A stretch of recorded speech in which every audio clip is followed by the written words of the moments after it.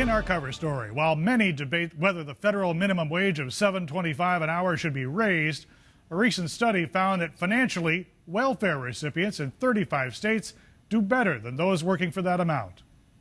At a time when fast food employees and store clerks are protesting to get the minimum wage raised, a study is out saying in 35 states you're better off collecting welfare. Poor people aren't lazy. They're also not stupid. Michael Tanner co-authored the study released by the Cato Institute.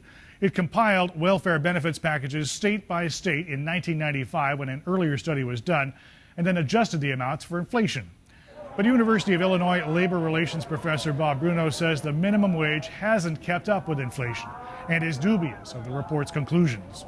I think this is about limiting government programs that would create supports for workers in the workplace. The study, entitled The Work versus Welfare Trade-Off 2013, concluded that in 17 states, welfare benefits adjusted for inflation pay more than $10 an hour, and in 13 states, more than $15 an hour.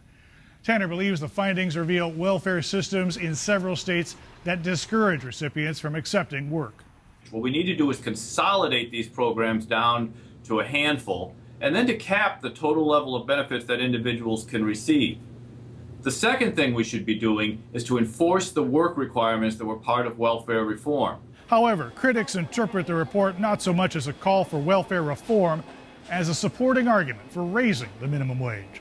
The minimum wage is woefully inadequate. It is very low. It hasn't kept up with the cost of living, and there is a serious need to raise the minimum wage. In Dearborn Heights, Michigan, owners of a fast food restaurant called Moo Cluck Moo will pay new employees $15 an hour beginning October 1st.